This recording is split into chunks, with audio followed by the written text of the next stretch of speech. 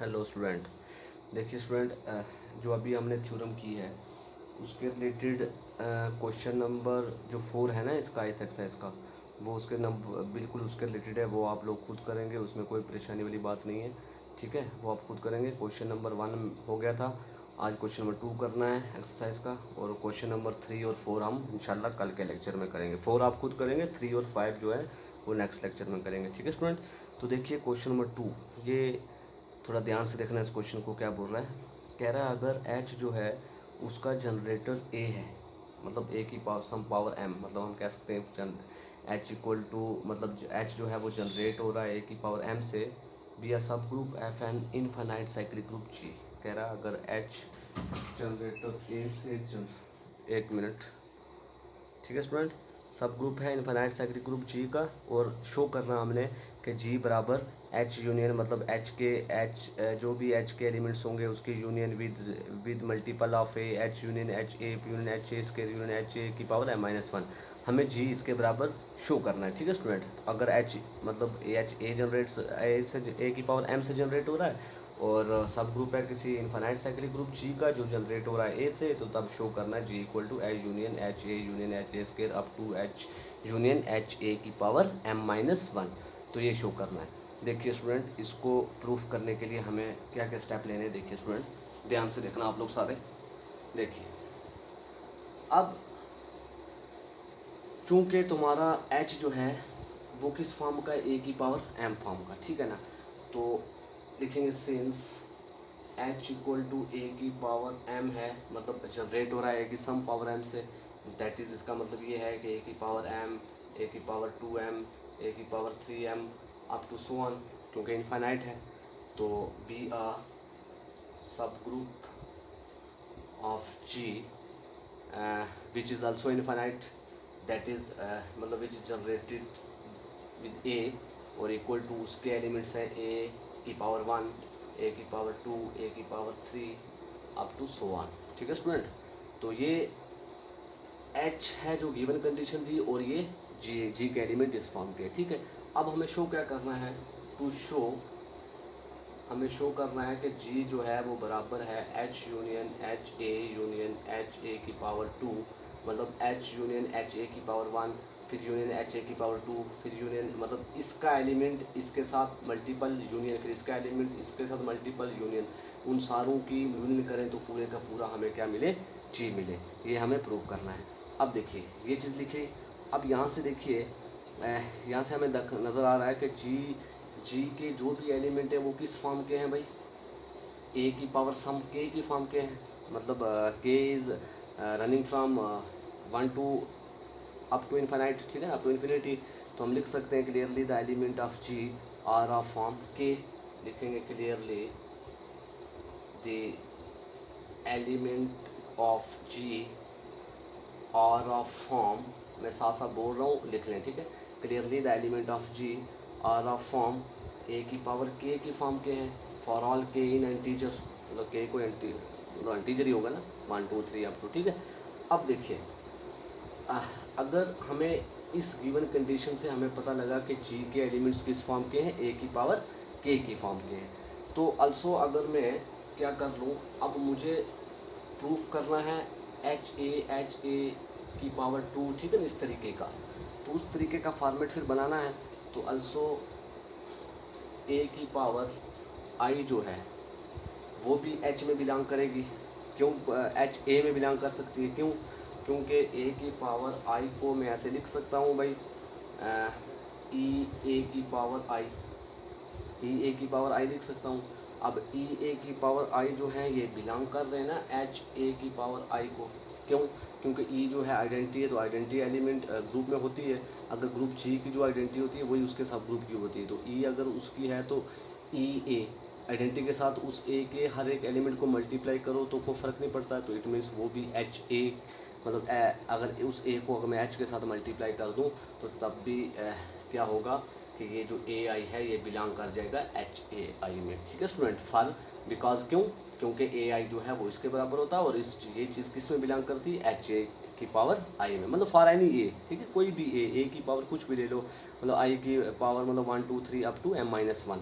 Up to m minus one ही लेंगे ना, क्योंकि h जो है भाई, h जो है वो किससे जनरेट हो रहा है, a की पावर m से, ठीक है। अब जो भी मैं ए आईज लूँगा, ठीक है, ए आई जो भी लूँगा वो बिलोंग करेंगे एच ए आई में। क्यों? क्योंकि आई जो है वो रन कर रहा है from 1 to m minus one, तो ये ए एम तक है, तो up to m minus one, मतलब इससे पीछे वाली सारी पावर्स आएंगी इसमें। इट मीन्स ए आई जो है वो एच आई में बिलोंग, एच ए आई में बिलोंग करेगा, ठीक है स्टूडेंट।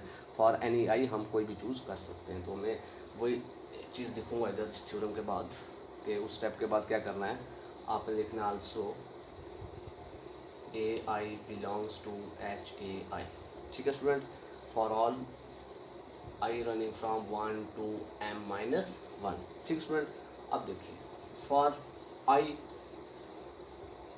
ए आई का मतलब है ई ए आई, और ई ए आई बिलोंग करेगा एच ए आई में, ठीक है स्टूडेंट, इसलिए मैंने ये लिख लिया था, ठीक है।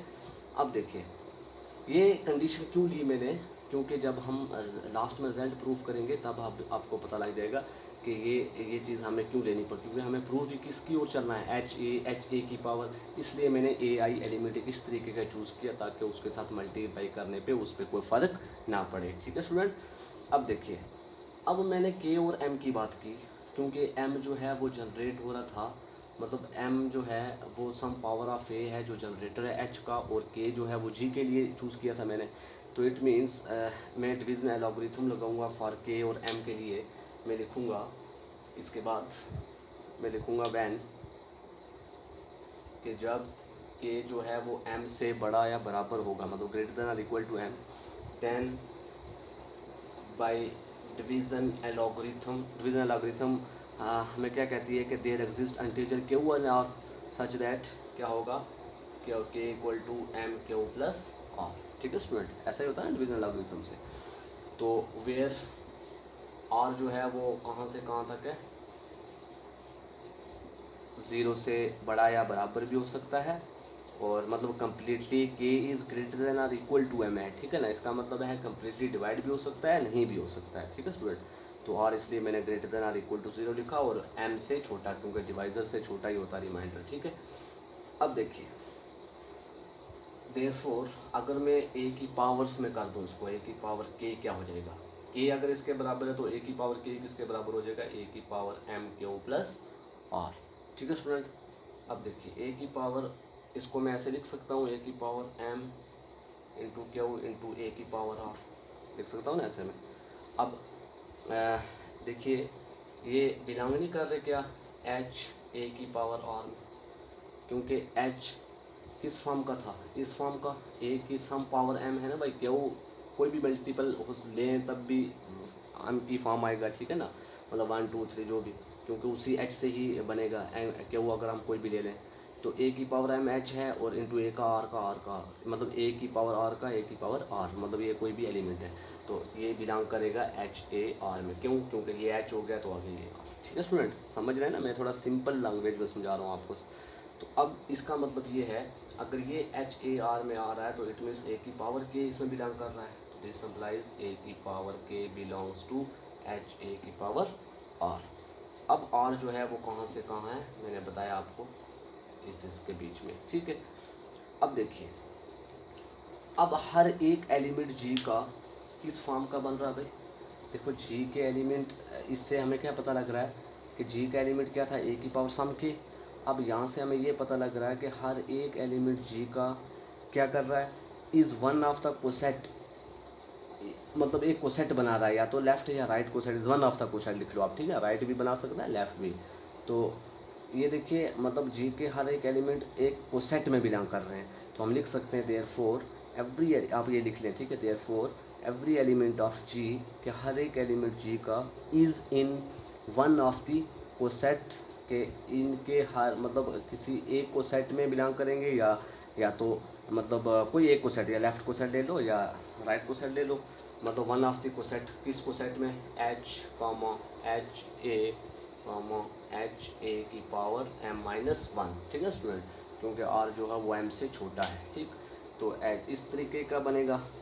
अब देखिए m माइनस वन क्यों होगा, क्योंकि भाई r जो है वो लेस देन m है ना, तो तभी ए के जो हैं वो इस तरीके के बनेंगे, एच मतलब ए की पावर जब ज़ीरो होगी, क्योंकि आर जो है वो ज़ीरो से बड़ा है या बराबर है, ठीक है ना स्टूडेंट, समझें। तो अगर ज़ीरो होगा तो एच बनेगा, फिर वन होगा तो एच ए, फिर एच ए की पावर लास्ट एम से वन है, मतलब एम से छोटा होना चाहिए तो एम माइनस वन, ठीक है स्टूडेंट। तो इस तरीके का जी हमारा बन जाएगा। तो देयरफॉर जी सबसेट हो जाएगा इसको सेट का। तो देयरफॉर मैं लिखूँगा देयरफॉर जी जो है वो सबसेट हो जाएगा इसकी यूनियन का, ठीक है ना। अगर इस पूरे के यूनियन करूँ मैं तो जी उसके अंदर समा जाएगा। G is the subset of H union H A union H A square union up to कहाँ पर, यूनियन एच ए की पावर एम माइनस वन, ठीक है स्टूडेंट। तो जी इसका सबसेट हो जाएगा। अब अल्सो अगर जी इसका सबसेट है तो अल्सो एच ए आई भी इसका सबसेट है, एच ए आई भी सबसेट हो जाएगा जी का। अब इन दोनों कंडीशन से, फर्स्ट और सेकंड कंडीशन से, दैट इज़ इसका मतलब ये है, that is H A I subset का मतलब ये है कि एच ए, या हम ऐसे लिख सकते हैं, सॉरी, आई जब ज़ीरो होगा तो क्या होगा, एच यूनियन एच। अब इधर आप ये ना समझे कि आई जो है ये वो पीछे दिया था, I running from one to M minus one, लेकिन इधर हम बात कर रहे हैं किसकी, हाँ सॉरी ठीक है, हाँ एच अगर वन होगा तो तब भी एच होगा, क्योंकि पीछे हमने लिया था ए आई सॉरी क्या लिया था हमने, हाँ ए आई लिया था ना, हाँ ए फॉर ऑल ए आई के लिए हमें पता लगा था कि ए आई जो है वो बिलोंग करता है एच ए आई में। तो अगर ए आई एच ए आई में तो एच ए आई भी जो होगा वो सबसेट होगा जी का। तो यहाँ से हमें ये पता लगेगा h union H a one जो भी, sorry h A union same to same यही वाला जो मैंने लिखा इधर, तो ये सबसेट हो जाएगा जी का। तो इन दोनों कंडीशन से कंबाइन से एक बार जी उसका सबसेट है, एक बार वो उसका सबसेट है जी का। तो दोनों कंडीशन कंबाइन करने से हमें मिल जाएगा जी इक्वल आ गया एच यूनियन एच ए, ठीक है ना। इस तरीके से जो प्रूव करना था, हेंस प्रूफ। तो आई होप आपको यह समझ आ गया होगा, ठीक है स्टूडेंट। जिस स्टूडेंट को जो समझ नहीं आएगा वो मुझे कमेंट बॉक्स में ज़रूर रिप्लाई करेगा, ठीक है, क्योंकि वीडियो जो है वो लेंथी हो जाती है, तभी मैं थोड़ा ये शॉर्ट लिखने से शॉर्ट बोल देता हूँ, ठीक है ना। आप मेरा सुन लिया करो, आपको समझ आ जाएगी, ठीक है।